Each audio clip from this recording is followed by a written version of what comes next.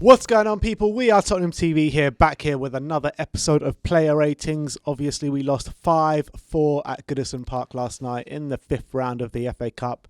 It's starting to feel like every Player Ratings is like we're in the trenches and like we can't get out. We've got a lot to sift through. We have a lot to sift through, and it's like every day, every fan show now, every Player Ratings, it's like we're going through proper Tottenham therapy every single game now. Yeah, this is one of the hardest games probably we've to analyse in terms of how well we're doing and how badly we screwed up. But yeah, let's get into it. Yeah, because obviously there were a lot of positives last night, but the negatives obviously overshadow all the positives from last night. So let's get into it. Let's start off with Hugo Lloris. We gave him a 5. I mean, it was the best and the worst from Hugo Lloris yesterday. I thought he made some really good saves. 5 saves in there in total. One from Calvert-Lewin, I think it was, that I remember. He tipped onto the post. He tipped it onto the post after a Ben Davies block. But can't get away from these mistakes he's made. I mean, one of the shots was straight at him. He got 2 hands to it and it ended up in the back of the net. Yeah. I mean, how he got 1 hand to it. He got 1 hand. Was it 1 hand? Yeah, but it was 1 hand, but he should have got 2 hands to it. He kind of got 1 outstretched hand. There's a lot of power by Calvert-Lewin on that shot, but he has to be keeping that out. I mean, yeah, he was at fault for probably 2 goals last night, Hugo Lloris, and after all the praise we've kind of given him since he's come back from his injury, these mistakes are starting to creep back into his game now. Yeah, so 2 of the last against Liverpool, he was at fault for 2 goals. And I believe against Palace as well.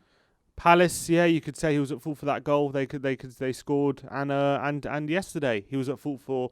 I would say definitely at fault for 1. The other one probably one of those where it goes down to should have done better, but wasn't exactly a mistake. I would say he got a slight touch to it with his left hand, slight touch. It was a good shot by Richarlison. Yeah, but you would say he's got to be doing better there. It's not. You'd say having got a hand to it, having got a touch on it, he needs to be saving it. But I don't look at that and think that's an absolute howler mistake. Like I think most keepers are probably letting that in my opinion. It's one clear and obvious error. Yeah, definitely. And and it's very frustrating. I understand people calling for him to go, but I think look. How many mistakes has Ederson made this year? How many mistakes De Gea made this year? Alisson made 3 mistakes 1 game against City recently. So I think it's a bit premature to start saying, well, we definitely need to replace him or everything. Because I think he has been really consistent and really good since June, since coming back from lockdown and that. So he's maybe going through a bit of a rough patch, just like the whole team is. But I think it's a bit premature to say he's past it or anything like that just yet. Yeah, but look, he's got, especially that equaliser, he has to be doing better. When we're blaming players on individual errors, Hugo Lloris cannot come away blameless. And I'm the not same with players like PierreEmerick Aubameyang, who kind of haven't let us down all season, but these mistakes are starting to creep in. Yeah, no, I'm not. He's not blameless. I'm blaming him for a couple of goals probably, but I'm just saying I'm seeing a lot of people saying he needs to go. We need to replace him. It's just reactionary bullshit. Yeah, everyone needs to calm down on that fact. But yeah, look, he has to be doing a lot better for sure. Let's move on to Matt Dougherty, who gave him a 5. I thought the early exchanges of his performance was really positive, really good. Getting up on that right hand side, really touching up quite high, looking to make stuff happen. Put a few nice balls in the box, but ultimately let us down for their last goal. Who was it that he let go? Bernard, exactly, let go for the 5th goal. So that wasn't good enough. And I thought kind of as he started well, I thought he started to drift into a decline throughout the game. Well, yeah, and then he went off for Sissoko, and Sissoko came on at right back. So that tells you what Mourinho was thinking. I did think he started the game really encouragingly, a lot better than he's played pretty much. Those first 35 minutes from Dougherty was definitely better than anything we've seen in a Tottenham shirt for sure. I don't know if that's good or bad. Well, that's probably not great, but that's the reality. And I thought he was playing all right. He was probably like a 7 out of 10 for the first 35 minutes, playing pretty good stuff. He should have probably got an assist when he does a really good cross to Son, whose shot got saved by Olsen. And he was doing some really nice things up in the final third, getting in really good positions. And he actually looked like he had some energy. He was able to get up, get back. He looked like he was fit. Tired out quite quickly, though. But, yeah, look, for the 5th goal, he doesn't lose Bernard, but he keeps him onside. That's the big problem. Because he's marking a winger. I don't know. I think it might be Digne on the left back. He's marking the fullback, and it's actually Højbjerg loses him, but Bernard keeps him on.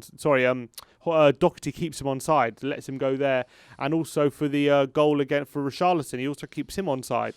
So at the end of the day, we're sitting here, and again, he could be at fault for 2 goals, but which is a massive shame because I thought he had a decent game overall. But yeah, we need Aurier back for sure. Yeah, which moves us on to Davinson Sanchez. We gave him a 7. Look, it was much better from Davinson Sanchez that we've seen last couple of weeks. Is that due to, is the goals masking over his performance? A bit. I mean, he scored 2 goals, obviously. The first goal right at the beginning of the game, which set us the tone for the game attacking-wise. And then he got us, our third goal as well. He got the equaliser, yeah. The equaliser, exactly. So, in terms of that, absolutely brilliant. Getting on the score sheet from 2 corners, I think it was. But he was lucky enough to give away a penalty as well, some would say. Yeah, I was about to say there were a lot of moments where he was caught out of position. Another good point I want to make is that sliding challenge in the first half was pretty much a goal-saving challenge as well. On Richarlison. But in the second half, I think he does bundle Richarlison over, and the referee didn't give a penalty, and it was pretty much carbon copy of what he did at Old Trafford early in the season, and that was given a penalty. So I think he kind of got lucky with that, but I think I can see both sides. For Richarlison's goal, he loses him. He does, unfortunately, and Richarlison gets a run on him and gets the goal. Obviously, he wasn't the only one to blame for it, but he does let Richarlison run off him, and he shouldn't be doing that. But I thought he did look a lot more confident yesterday, Sanchez. He got those 2 goals. I thought in possession, when he was on the ball, he was coming into midfield many times. Yeah, he was. And he was looking for passes, and he had a bit of composure about him, and which I liked. That's what I liked about it. But still, those lapses were there, and that's what a few of them cost us at the end of the day. And there were a few lapses that didn't cost us as well there from Davinson as well, that we're not going to mention because it doesn't lead to a goal, so you can't really, you know what I mean? Yeah. So look, Davinson, it's better than before, but still not good enough defensively, in my opinion. Yeah. Which moves us on to Toby Alderweireld. We gave him a 6. Look, I thought it was okay display from Toby Alderweireld. I don't think he kind of did too much amazing work, but he wasn't caught out like the rest of them pretty much. I thought there was a few times actually where he was caught out of position, but all in all, I thought it was okay from him. I actually liked a lot of what I saw from Toby in terms of a lot of the times he was coming. He had confidence in himself and in his physicality to come out into the wide areas and combat Richarlison. He did a decent job, and he was coming into midfield and he backed himself to get back in position. And I thought a lot of the time it was pretty good, but second goal, I think he should have done better. I think he should have got a lot tighter to Richarlison and not let him get the shot off. Well, he kept standing off him, didn't he? That's the problem, and he can't stand off a player like Richarlison. You just can't. You can't let him shoot. And obviously, he's unlucky because it went through his legs. But that's how half the Premier League goals go in, don't they? All through the legs. So that's what they aim for, these players. And I thought he should have been more aggressive than what he. Yeah, he should have been more aggressive. But I thought actually, in general, throughout the game, he was actually quite aggressive. But just one moment he wasn't, and he got cost for it. But I actually didn't think there was too much wrong with what I saw from Toby yesterday. Obviously got the assist as well for the it's not goal. about there not being too much wrong, but there wasn't too much right. No, I disagree. I think there was quite a bit right. That's what I'm saying. I think a lot of the time...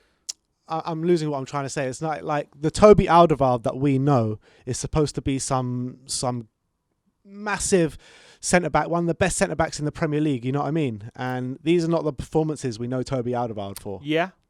That's what I'm trying to say. That's probably right. I don't think he was helped a lot by a lot of the players around him either. But I think I did see a lot of good stuff from Toby in terms of his ability to not... Because I think a lot of the problems with Toby since this season anyway is he gets very much stuck in a deep position, in his centre-back position, and doesn't want to leave it because he's scared if he leaves it, he'll be caught up because he doesn't have that physicality anymore to get back. But actually what I saw yesterday was he had confidence in himself to when a player's on the ball to come out a bit, and risk leaving that space open to get the ball so he can win the ball back quickly. And I think he did actually a fairly decent job of that. Not perfect, but fairly decent. And I want to see more of that. But what I'd say, I think the main one he was at fault for the second goal, which they scored. But I don't think he was at major fault for any other goals. Yeah. Let's move on to Ben Davies. We gave him a 6. There was that one really good challenge that we spoke about before when Hugo Lloris tipped it onto the post. I actually got a nick off Ben Davies just before. Yeah. So that was brilliant defensive work from him. But all in all, I thought it was an okay display. It was better than the last couple of weeks that we've been giving him like 3s and 4s. But still, ultimately, I need to see better performances from Ben Davies. Yeah, look, I think it was fairly average. On that challenge from Calvert-Lewin, yes, he does really well to get a block on it, but he was making up for his own mistake. Yeah, he was. Which allowing the cross across the face of goal. But you know what? If you make a mistake, all you can ask for is to make up. No, yeah, for sure. And he wasn't too involved in the other goals as well. I thought he was finding a fairly decent. He wasn't. I thought Dougherty was providing a bit of a better outlet on the right hand side than he was on the left, but he was all right. He was whipping in a few decent crosses from the left hand side and creating some problems. But it was at the end of the day just an average performance again. Yeah. Moves us on to the general PierreEmerick Aubameyang. We give him a 5, probably the lowest rating we've given him, well, most definitely the lowest rating we've given him this season. Let's start off with the negatives, because there were a lot of positives and a lot of negatives on there from Aubameyang. You could say, 3 goals were down to him? Yeah. Let's talk about the first one, because I don't know what he's doing. I've never seen that from Aubameyang. Yeah, I don't know. It was confusing for me, because, yes, obviously Lloris makes the mistake at the end of it, but Aubameyang should not be letting the ball slip there. Terrible touch. It's terrible. Blind, heavy touch when he knows a man's on him, when he'll trying to play out from the back. It was just horrific. It was so unlike Aubameyang. Very unlike Aubameyang. He'll be the first one to criticise himself there for that. The second one was the penalty. I mean, I've seen it loads of times. You've seen it 1,000 times, and we can't even tell there's a touch there. Yeah, look, I'm not convinced. And even if there is a touch, I think it might even be outside the box. So I think he gets very, very hard done by there. And I don't know. It was very strange, that whole incident. VAR didn't take a proper look at it. They just glossed over it for a few seconds. When I've seen it 100 times, I can't tell if there's a touch. I don't know how VAR can see it so quickly. And Aubameyang didn't seem to be complaining a lot. He did seem a bit bewildered, but he didn't seem to be angry that it was given or anything. So maybe he knows there was a touch, but he seemed confused. Yeah, he did seem very confused. It was very odd. I think it wasn't a penalty. It was one of those where VAR's definitely not giving it if the referee doesn't see that. The VAR's definitely not overturning it and giving a penalty. It wasn't a clear penalty, so I think he gets unlucky with that one. And then the third one, he lets Bernard run off him. Yeah, he does let him run off him. Yeah, I mean, but look, those are the bad moments, and you can't get away from those bad moments because it cost us ultimately 3 goals. But when you look at the positive on his performance, he was absolutely everywhere. The amount of recoveries he made, the amount of challenges he made in the middle of the park, he was absolutely imperative to what we were doing yesterday in breaking up play, starting attacks. I mean, really good passing as well. Really good passing. It's just such a shame these errors crept into his game yesterday. Because if it wasn't, you're talking about a 9 out of 10 probably. Yeah, it's a shame. I mean, because it did mar his performance, those mistakes, which let us down badly, and they don't expect it from someone like Aubameyang. I guess the one in extra time, he's played so much football recently, hasn't he? And it's in extra time, and he's obviously fatigue's going to play a part. And unfortunately, it did play a part when you got fresh eggs of Bernard coming on, and he was able to get a run on him, but he did let him go. But it's all about that first one, isn't it? That first one was a bit inexcusable from Aubameyang. But look, obviously, it's not going to affect him being selected or anything, because we know he's just the most consistent player in the team, and we need him. And it's just a shame he let himself down with a few mistakes, but I'm sure he'll come back from it. Yeah, 100%. Which moves us on to Tanguy Ndombele. We gave him a 7. I felt that he started the game quite slow. It took him a while to get into the game, but once he did get into the game, I thought him and Aubameyang working really well in the midfield together. I felt that anything creative, basically, he was the start of it all. Every time, either him or Aubameyang. And as soon as he went off, we lost all creativeness in our team, pretty much. We were stuck to being on the flanks with Moussa Sow and Ben Davies, and it just wasn't working for us. They flooded the middle as well, so it was just impossible for us to create anything. And that was down to Tanguy Ndombele, because when you flood the middle, he's the only one that can get past a few men and play those balls in behind. And once he went off, it was done for us. Yeah, you kind of get the confidence that when Tanguy's in the centre in that deep role, that even when a team's sitting back, he has the ability to take it past the man, find those passes in between the line and create space for other players. And it's such a breath of fresh air, and it's so refreshing to see a player in central midfield in a deep role, looking for the ball, coming short for the ball, looking to get on the ball, not worried that he's pressed by someone in the back of him. He still wants the ball. He still wants to collect it. It's night and day from the other midfielders we have in that position. That's a sad reality, and he's pretty much the only one, maybe also Lo Celso, who's shown that before, who can actually do that kind of thing in the centre of the park. And I thought he took a bit of time to grow into the game, but I thought he was absolutely fantastic once he did. I thought defensively as well, him and Højbjerg were doing a really great job.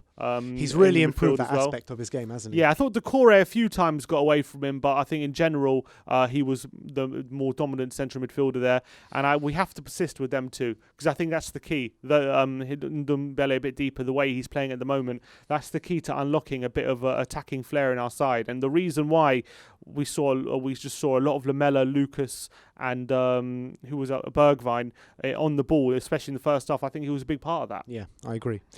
Which moves us on to Steven Bergvine. We gave him a 6. Steven Bergvine, look, I thought there were some good moments in there. I thought the way he was getting the ball on the counter-attack and just speeding forward. I think he had one chance on goal as well, which he fluffed his lines. But look, I think Steven Bergvine, we've put a lot of praise on his name in this season in terms of the way he makes our attack look a lot more balanced. But I think that in this game, I actually thought he was probably our worst attacking player out of the 3. Yeah, I think he was, but I don't think that's too much of a slight on him, because I thought the attacking 3 played pretty well in general. There was a lack of quality at the end of his runs, though. Yeah, there was. I would say in the first minute when Lamela has that header, that was a really good cross from him, which was on his head, and that probably should have been a goal. He had another chance on the left-hand side inside the box. He has a shot which doesn't really trouble Olsen, where he probably, if he should be looking to find one of the corners from that position. I thought he linked up really well with Lucas and Lamela. I thought they were really bright on the counter-attack, and also on the counter, I remember there was one, he had a 2-on-2, plays a good ball into Son, and Son doesn't make the most of it, so that could have been an assist. I think he was really bright in that first half. Second half, he did die down a bit, but I thought first half he was really bright and was putting a decent performance, but I agree, he needs to just have a bit more end product about him, which again, that's what he's been struggling with this season a lot. But you just get the feeling once you get to that goal off his back, you might get that confidence. I would say one good thing about Bergvine yesterday was his pressing off the ball. I thought all the front 3 were brilliant at that, and Bergvine, Lamela and Lucas all pressing off the ball, absolutely brilliant. And that kind of what set the tone for our attacking play. Which moves us on to Erik Lamela. We gave him an 8. Best player over the last couple of games, Erik Lamela, hands down. I mean, he's starting to put in some performances this season. As when he came back from injury and then the whole COVID thing happened, he came back, didn't put in such great performances, but now he's really starting to knuckle down. I thought pretty much everything good was coming through him. The shot he took in the first few minutes was a great save from Olsen, pretty much set the tone for his performance for the game. As, like I said, for Bergvine, pressing from the front, absolutely brilliant. Taking shots after shots, creating as well. So that we want to see more of this from Erik Lamela. Yeah, I completely agree. I thought he was really, really good. He was interchanging Lucas Moura between right and centre, and they really found it hard to deal with him. And he was testing Olsen, he was forcing save out of Olsen. Obviously, he did get the goal just before half-time. Really nice finish as well, that goal. Needed a lot of composure. Yeah. Wasn't easy to that finish. And to just dink it into the far corner. A lovely finish, yeah. Yeah, really nice finish from Lamela. And obviously, it was a shame he had to go off, I think. What was it, in extra time, I think? With Dougherty, I think he went off. So that was a shame, because he was our brightest attacker. But obviously, you know, with Lamela, with injuries and fitness and whatnot, he probably couldn't play 120 minutes. But we lost a lot when he went off. Yeah, as well. he did. We did seem to lose that edge in creatively in the final third. He just seemed to be on it, just in linking up with players, finding passes. His dribbling seemed to be really good as well. They found it really hard to get near him, which was really good. I think his dribbling has been not great pretty much for a while, and usually very easily tackled. But yesterday he seemed confident on the ball to take it round players and try things, and I thought he was really, really great. And he was really creative as well. Yeah, which is the main thing. Yeah, and it's good that he's stepping up, because you know we need him to. We need options. We really need options, and the more players who can be playing well at the moment, the better. And he's good that he's playing well. All right, which moves us on to Lucas Moura. We gave him a 7. I thought it was a good performance from Lucas Moura. I really did. I thought he was getting involved a lot in the play. I thought he was getting the ball on the deck and beating men and going on countless amount of runs throughout the game. Albeit, yes, there was a bit of a lack of quality at the end of his runs, and there was a gilt-edged chance which he really should have put away. But I thought the intent and the pressing, again, like I'm going to mention, the pressing from the front, absolutely brilliant from Lucas Moura. I thought it was better than the last couple of games from Lucas, but still lacking in quality. Yeah, I agree. I thought pressing as well. I thought that those three, they found it hard to deal with their pace. And usually, a few times we've had a situation where we've played very pacey attackers, and it hasn't quite worked because we haven't had the presence of someone holding the ball up. But the way we played yesterday, we didn't need that. We were keeping the ball on the ground. We weren't going long all the time, and I think that's because we had a midfield to show for the ball, enabling our attackers to get on the ball on the ground instead of lumping it to someone up front and hoping to flick onto anything. But yeah, Lucas, his dribbling was decent. I thought he was a threat for Everton. They found it hard to deal with him, but yeah, still didn't get any goals or assists. So has to be doing more. And last of the starting 11, Heung-min Son, we gave him an 8, 3 assists on the night. I thought he was really creative. I thought he was, again, pressing from the front, really great and tiresome work off the ball. So Heung-min Son, I thought, a really good performance. And I think what really was the standout moment was that cross into Harry Kane. Absolutely pinpoint. It was like that much away from going out for a goal kick as well. I thought it was absolutely sensational, that cross into Kane. Obviously, he got the corner for Davinson Sanchez, his first goal, and he also got the corner for Davinson Sanchez's second goal, which was touched on for Toby Alderweireld, and also got the through ball to Erik Lamela. So, I mean, he had a hand in pretty much every goal yesterday. Yeah, he was absolutely fantastic. And even then, he would probably feel like he could be doing better with a few more other situations when he had chances to shoot and chances to score. And he'll probably be annoyed that he didn't get on the score sheet yesterday because, especially in that first half, he had quite a few opportunities to really test Olsen. He did test Olsen when Dougherty crossed it in. He had a good shot, which was saved. But other than that, he was either taking too long to get shots off or anything and stuff. And he'll probably be frustrated with that. But in terms of his contribution to the team, it was absolutely brilliant. His 3 assists, could have been 4 assists, as you say, were really great. I thought he was linking up really well, showed he can step up in the absence of Kane if need be, which he hasn't shown beforehand. And obviously he did get that cross for Kane. That was an excellent ball, and it's no wonder when you get some quality from the wide areas that we can cause havoc because we've got some height in there when Kane is there. So we need to be doing more of that. And yeah, really great outing for Son, and he didn't deserve to be on the losing side. Let's move on to the substitutes. Let's start off with Harry Kane. We gave him a 7. Came on around, the 55 mark, something like that. Yeah. And I thought he came on a mission. He was trying to make stuff happen the whole time. 10 shots since coming on. So he played about an hour in the game and 10 shots. I know, albeit 6 of them blocked, but you could see he really wanted to make something happen. He was really trying super hard, running around all over the pitch. Again, he didn't deserve to be on the losing side. Yeah. He'll probably be disappointed that a lot of his shots were blocked. There was a few opportunities. I remember there was one. First of all, he had that chance at 4-4 to put us 5-4 up, where he should have scored. He had inside the 6-yard box. He slipped. Olsen saved it, and he'll be really annoyed with that.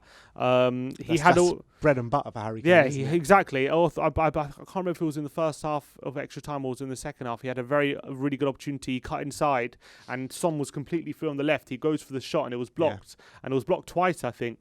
He had 2 shots when he could have played it to Son, and he'll be annoyed with that as well. And Son might be a bit annoyed with that.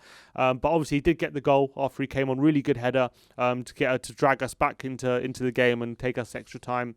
But and obviously he's Harry Kane. It was obviously going to be a good cameo, and he wants to break that trophy duck as much as anyone. You can see that him on the pitch. He doesn't want to go out of any cup right now, and he'll be annoyed that we've let this one slip. But I thought it was another good cameo from him. But it's just annoying that he played an hour when we probably put him on the bench so to minimise his playing time ahead of the game on Saturday. And the fact of the matter is he played a whole hour and we still lost. So it's very, very frustrating from his point and Jose's point of view. Yeah. Dele Alli, gave him a 3. Everyone's been calling to see Dele Alli. I mean, Jose's been talking about him a lot in press conferences, saying he's going to need him. He's going to need a good Dele Alli. But unfortunately, we did not see a good Dele Alli when he came on.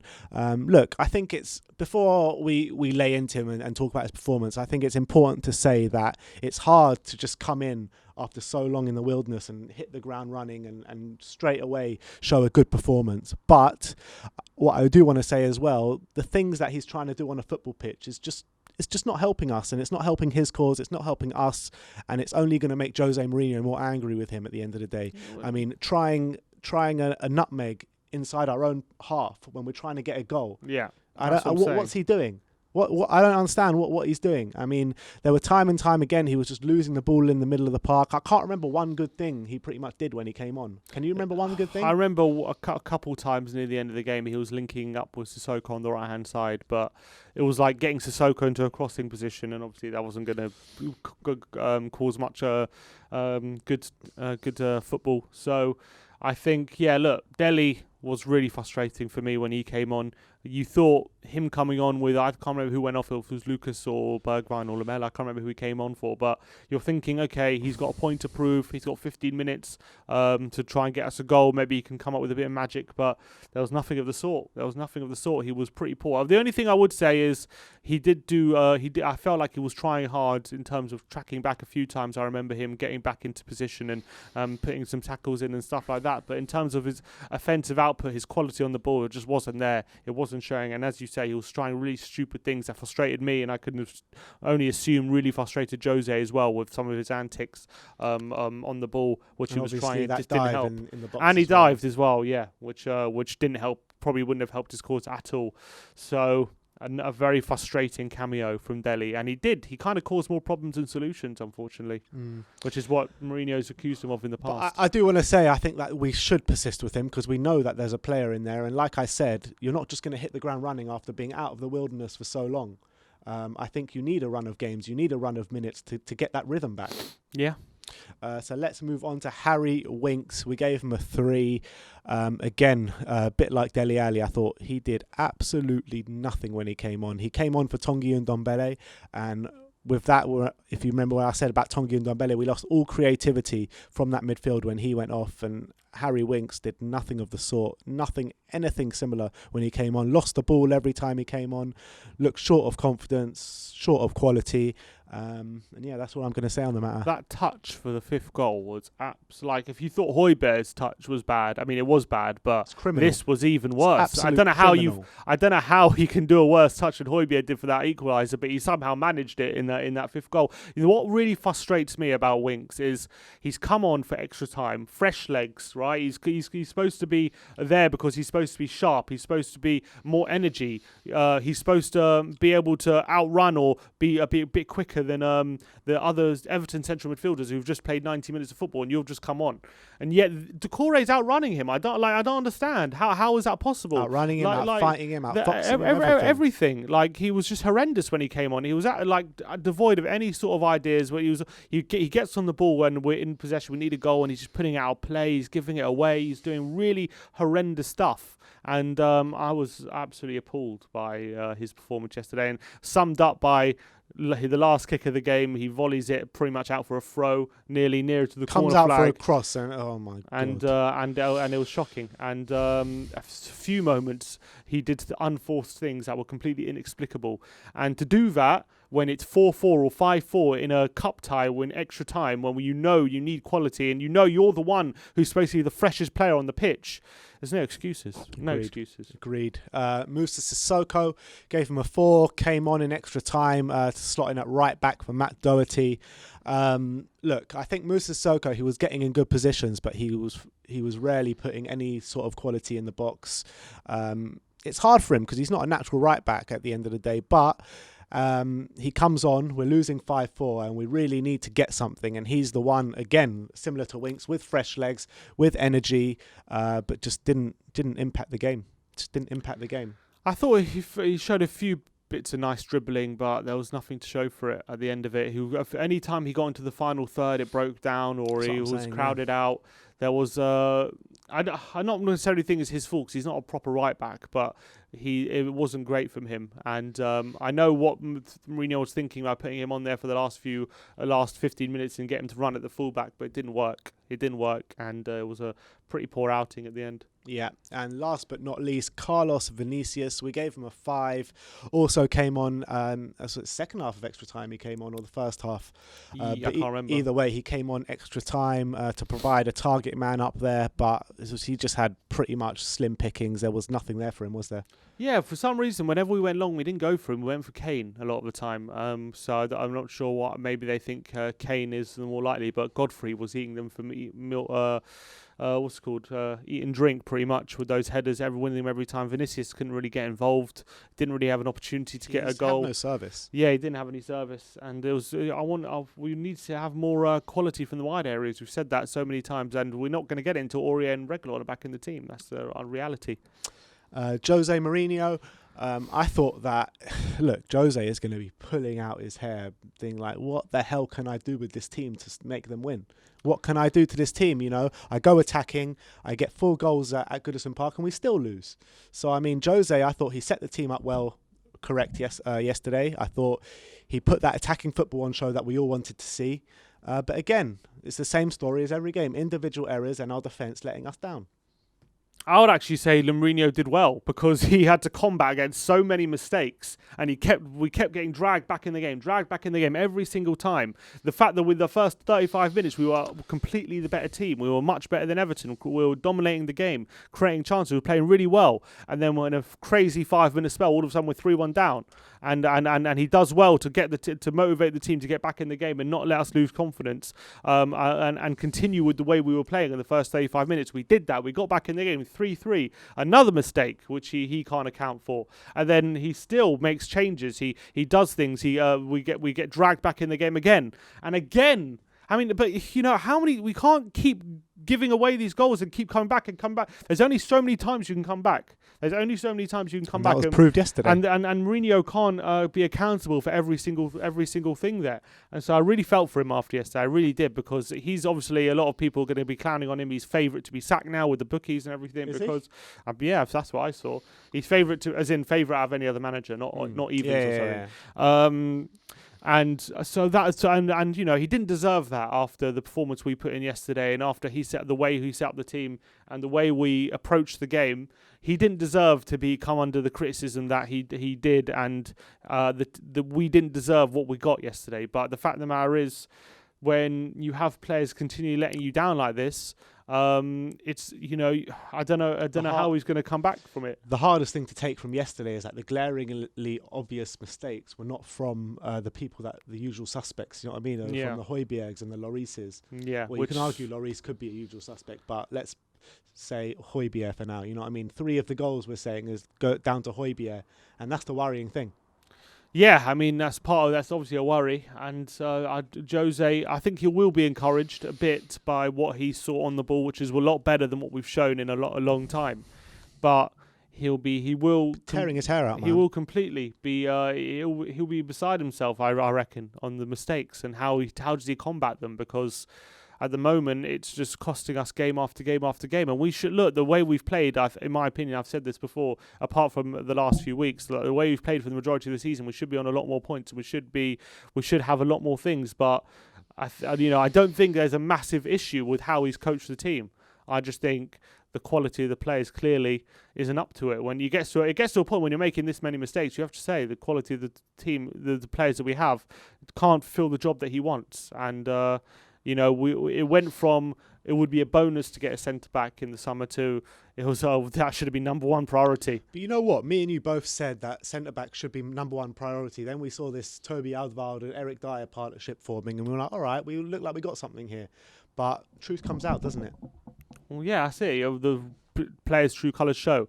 And actually, in terms of Toby yesterday, I don't even think he was like that bad in general. But did we do Toby? Yeah. Gave him a 6. We gave him a 6. Okay, I can't remember doing him.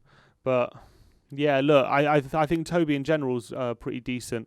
But I don't know. I don't know where he goes from here, because he's tried every single permutation at centre back, and every time it's making mistakes. I don't know who he can pick, who to combat that. And the worst thing is now we've just played 120 minutes, and now we have Man City on the weekend. So how literally he deals the with last that. team in the world you want to play after. And it's not even like on a Sunday; it's literally Saturday. So we don't have a lot of time. So I'm not looking forward to that at all. It's going to have to be a write-off, that game, honestly, and we're just going to have to. Season starts at Wolfsburger on Thursday again, honestly. All right, so there you have it. That is our player ratings. Let me know in the comment section below if you agree with our playings. If you disagree, let me know your ratings in the comment section below. Like, subscribe and comment. And as always, come on you Spurs.